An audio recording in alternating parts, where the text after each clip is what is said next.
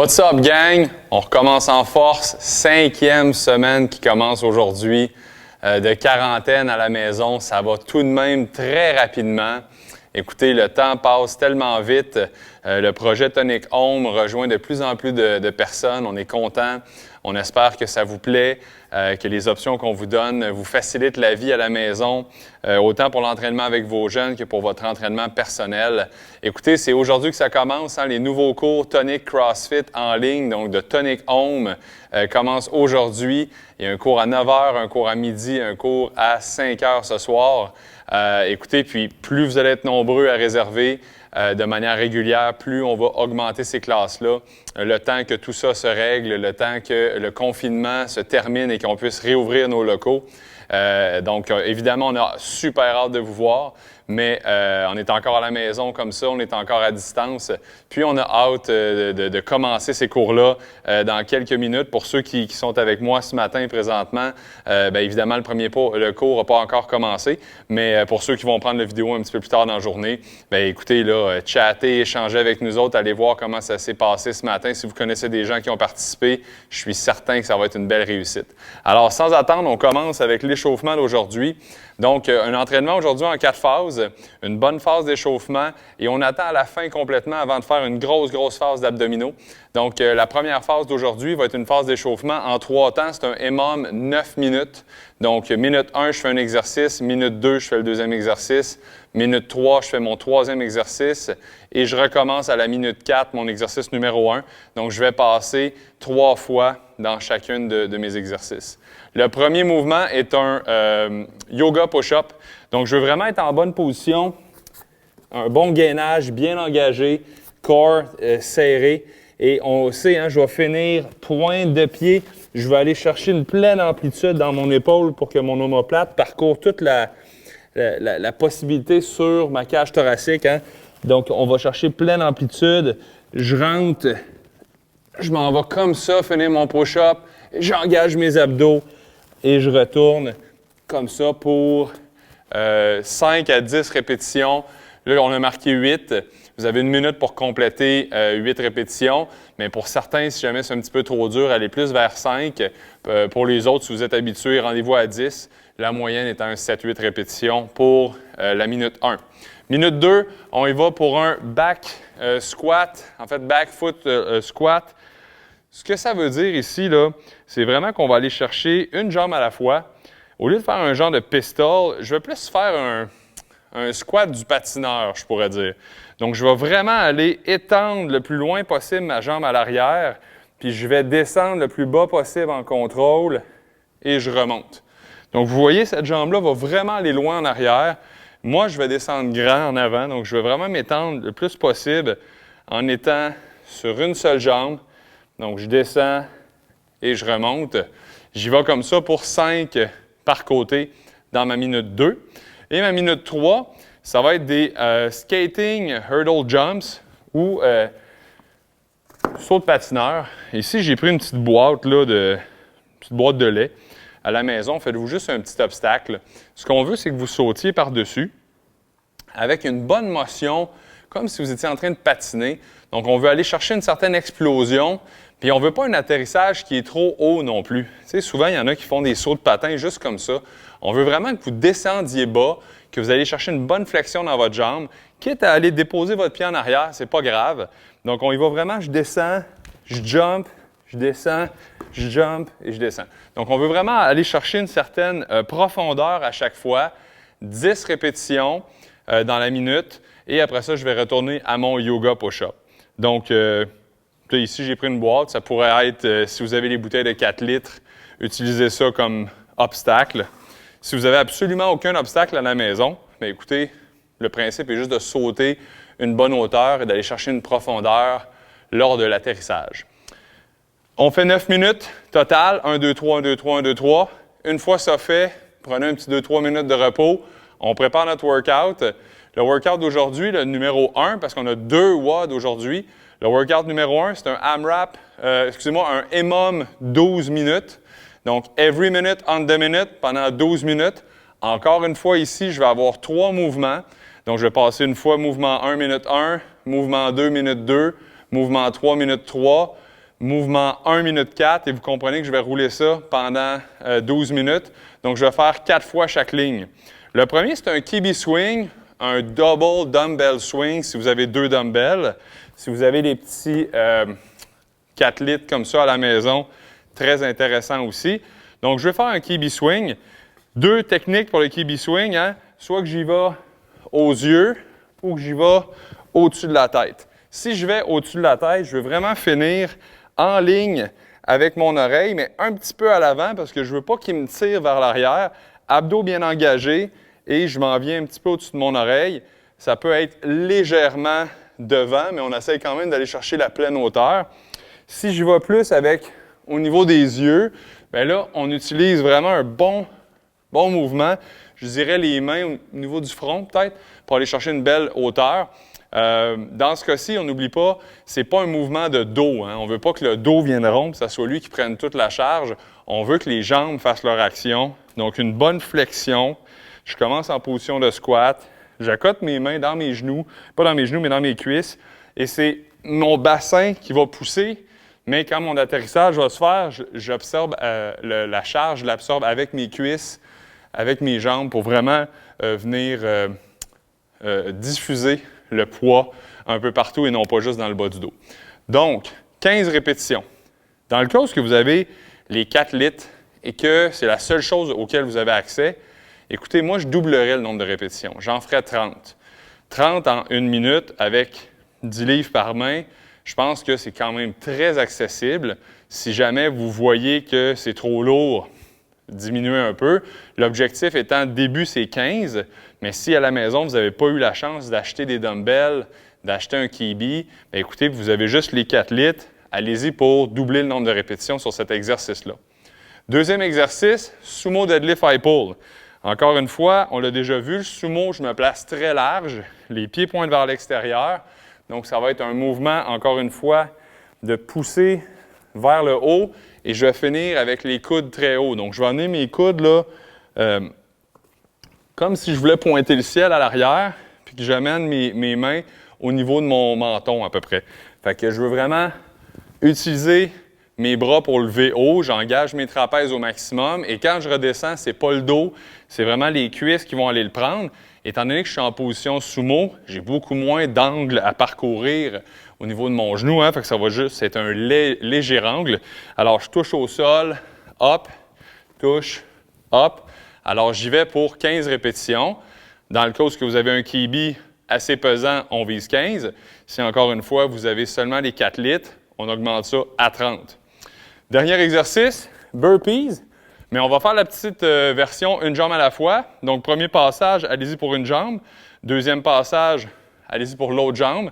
Et on va rouler comme ça. Étant donné qu'on passe 4 fois, on va faire 2 fois la jambe droite et 2 fois la jambe gauche en burpees. Je trouvais ça intéressant d'amener ça, étant donné qu'on a pratiqué les skating jump au début. On a pratiqué notre squat là, étiré. Pourquoi pas l'amener dans le burpees et une jambe à la fois. Donc, je me place. C'est une jambe qui descend, l'autre s'en va large. Hop! Et je saute seulement à une jambe quand je le fais. Donc, quand je vais aller faire mon burpees total, je vais aller en position push-up. Je vais faire mon push-up à une jambe. Je ramène et je saute à une jambe. Donc, j'en fais 15 dans mon premier passage, jambe gauche. Et à mon deuxième passage, 15 de la jambe droite. Alors là, on aurait fait notre WOD numéro 1, mon EMOM 12 minutes. Je serais passé 4 fois au travers chacun des exercices. Prends un petit 2, 3, 4 minutes de rest. Question de laisser le cœur un peu redescendre. Et je me prépare pour mon deuxième WOD. Le deuxième WOD, c'est un AMRAP 10 minutes. Donc, le plus de répétitions possible en 10 minutes. Vous allez voir, il y a quand même des mouvements intéressants. Je ne pense pas que vous allez faire 10 passages, là. Donc, c'est quand même tough pour le haut de corps. Premier mouvement qu'on va faire dans le AMRAP 10 minutes, ça va être le wall climb. C'est la première fois qu'on l'amène, le wall climb. Un mouvement, somme toute, technique. Ça prend un peu de force. Je vais donner une variable si jamais vous n'êtes pas capable. Donc, le wall climb, je mets mes pieds collés sur le mur. Là, ça va faire spécial un peu parce que je vais vous parler la tête en bas, dos à vous. Donc, ça va être un peu weirdo. Mais on le fait pareil. On est à la télé, dans vos ordis. On tente le coup. Alors, un wall climb. Position push-up. Mes pieds très, très proches du mur. Tranquillement, je vais monter mes pieds sur le mur et pousser dans mes bras pour venir finir très, très proche du mur et réavancer. Ce qui est super important quand vous faites un wall climb, c'est pas de faire une banane. Hein? On veut que les abdos soient ultra engagés tout le long du mouvement et c'est pas non plus un mouvement de push-up. Donc, je pousse pas comme si j'étais en position push-up. Je bloque mes bras et je pousse seulement avec, par exemple, mon épaule qui va aller plus loin. Donc, c'est comme si je marchais avec mes bras au lieu de faire des poussées. Okay? Donc, un bon gainage, je pousse avec mes bras, je finis le plus proche du mur possible et je redescends. Si vous n'êtes pas capable de faire ce genre de mouvement-là, on peut amener ici la fameuse chandelle qu'on a vue par le passé. Donc, je me mets de l'autre côté, les mains proches du mur, à peu près 1 pouce peut-être, et je vais faire ma chandelle et je vais la tenir comme ça 10 secondes. Donc, ça va me faire une certaine tension dans les épaules, une pré-fatigue. Je suis quand même capable d'amener mes abdos à travailler, donc bien gainés, et je redescends. Si vous n'êtes pas encore en mesure de faire ce mouvement-là, on l'a déjà démontré en pike avec une boîte. Donc, les pieds sur un banc, les pieds sur une table. Vous allez chercher la même position, mais en appui. Donc, les pieds sur le divan, sur un banc, une table. Vous allez pousser les fesses le plus haut possible. Les pieds restent bien appuyés et je tiens ma position pendant 10 secondes. Dans une des vidéos de la semaine dernière, on l'a démontré avec Théo. Alors ça peut être une autre bonne manière de pallier au fait si vous n'êtes pas capable de faire un vrai wall climb. Ensuite de ça, on fait 3 Turkish Get-Up. On se rappelle, le Turkish Get-Up, je commence sur le dos. OK? Mon dumbbell ou mon 4 litres bien devant moi. Je vais aller pousser dans mon coude pour venir vraiment bien m'appuyer. Garder mon poids qui pointe le plafond tout le temps. J'engage mon bassin pour venir rentrer mon genou en dessous comme ça. Donc là, je suis vraiment en position. Mon bras pointe vers le ciel. Je suis rendu sur ma main. Je viens coller au-dessus de mes oreilles. Je lève. Je redescends. Mets ma main au sol. Repasse ma jambe. Coude. Et je redescends. Petite erreur que j'ai faite dans la démonstration d'avant, je suis resté sur le coude trop longtemps. Donc, dans ma première phase, là, rester droit comme ça, aller chercher vraiment la position là où mon bras est barré derrière moi. Je suis vraiment en appui. Donc là, je peux pousser dans mon bras puis ramener mon genou en dessous avant de me relever. Donc, je fais 3 Turkish Get-Up de cette manière-là. Et à la fin de mon dernier Turkish Get-Up, je reste en haut, le bras bien barré. Donc, je viens de relever, donc je ne vais pas redescendre en bas. Et là, je vais faire 5 muscle snatch. Le muscle snatch, c'est je pars du sol, je vais bloquer mes hanches et après ça, c'est seulement mon bras qui va tirer la charge vers le haut. Donc, je n'utilise pas le momentum puis je n'ai pas le droit de retourner en dessous. Donc, une fois qu'une articulation est bloquée, je la laisse bloquer comme ça jusqu'en haut. Donc, je pousse et c'est juste mon bras qui va finir.